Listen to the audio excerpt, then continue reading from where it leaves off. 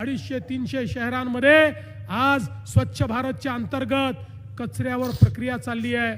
100% कचरा जमा होतो, त्या कचऱ्यावर प्रक्रिया आपण करतो आणि ती प्रक्रिया करून त्या ठिकाणी कचऱ्यापासून पेलेट्स तयार करतो, म्हणजे कचऱ्यापासून कोळसा तयार करतो, कचऱ्यापासून खत तयार करतो। एवढंच नाही, आता तर आपण कचऱ्यापासून तयार होणाऱ्या खताचा एक महाराष्ट्राचा ब्रँड देखील तयार केला आहे आणि थोडी मोठी शहरं जी आहेत त्या ठिकाणी कचऱ्यापासून गॅस तयार करतो आणि कचऱ्यापासून विद्युत निर्मिती देखील आपण करतो। म्हणजे आता कचरा ही आपली लायबिलिटी नाही आहे, तर आता कचरा ही खऱ्या अर्थानं आपल्याकडे वेल्थ निर्माण करणारी गोष्ट झाली आहे। पण या सगळ्या गोष्टी करता जो काही निधीची कमतरता होती, आज मोदीजींच्या माध्यमातून आणि राज्य सरकारच्या माध्यमातून त्याकरता मोठ्या प्रमाणात आपण व्यवस्था उभ्या केल्या आहेत। आज आपण पाहू शकतो लोकांनी वेगवेगळ्या ठिकाणी अतिक्रमण केली आहेत। आपण 2 महिन्यापूर्वी निर्णय केला आणि वेगवेगळ्या प्रकारची अतिक्रमण लोकांनी ज्या ठिकाणी केली असतील त्या ठिकाणी त्यांना मालकी हक्काचे पट्टे देण्याचा निर्णय आपण केला। याचं कारण प्रधानमंत्री आवास योजनेच्या अंतर्गत आपल्याला 2.5 लाख रुपये मिळतात।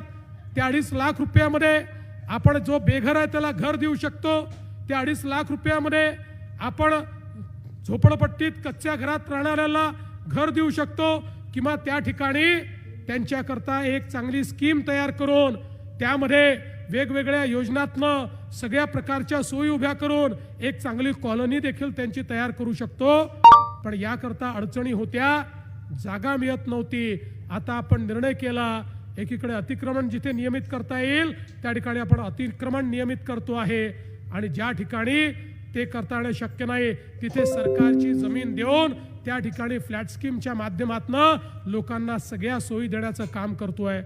त्यामुळे अतुल बाबा तुम्ही चिंता करू नका, तुम्ही पृथ्वीराज बाबांची चिंता केली आहे, त्यांच्या घराजवळच्या झोपडपट्टीची चिंता केली आहे, तुम्ही कराड आणि मलकापूरच्या सगळ्या झोपडपट्टीवासियांना पक्क घर देण्याची चिंता केली आहे।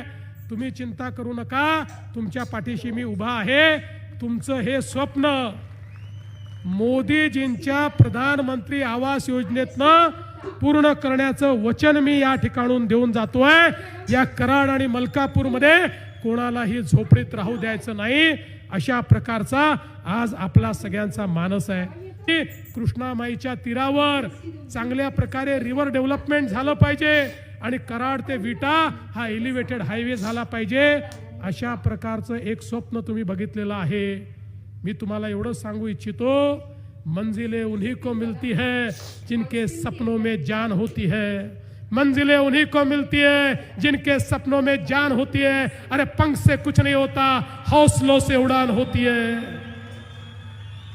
हे काम मोठं आहे, एखाद्या नगरपालिकेला झेपणारं काम नाही आहे, पण अतुल बाबा त्या व्यक्तीचं नाव आहे जो मोठे स्वप्न पाहतो आणि देवा भाऊ त्या व्यक्तीचं नाव आहे जो मोठे स्वप्न पूर्ण करण्याकरता मदत करतो। त्यामुळे चिंता करू नका, या ठिकाणी तुम्हाला हे जे स्मार्ट आणि मॉडेल अशा प्रकारचं कराड तयार करायचं आहे त्याकरता पूर्णपणे तुम्हाला मदत ही राज्य सरकारच्या माध्यमातून निश्चितपणे आपण या ठिकाणी करू चा प्रयत्न करतायत। आणि म्हणून आता कराडकरांची जबाबदारी आहे की या ठिकाणी हे युद्ध अतुल बाबांचं नाही आहे, हे युद्ध पावसकरांचं नाही आहे, हे युद्ध कराडवासियांनो हे तुमचं युद्ध आहे। या युद्धामध्ये तुम्हाला प्रत्येकाला समोर यावं लागेल आणि समोर येऊन या ठिकाणी खऱ्या अर्थानं विजय हा खेचून आणावा लागेल। हा विजय अतुल बाबाचा नाही, हा पावसकरांचा विजय नाही, हा कराडचा विजय असणार आहे। आणि म्हणून कराडच्या विजयाकरता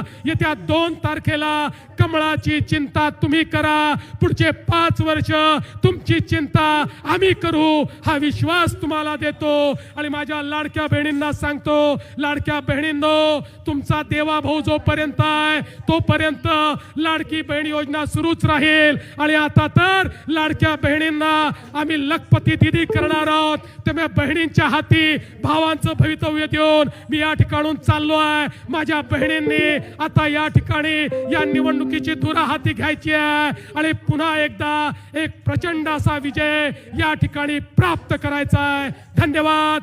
जय हिंद, जय महाराष्ट्र।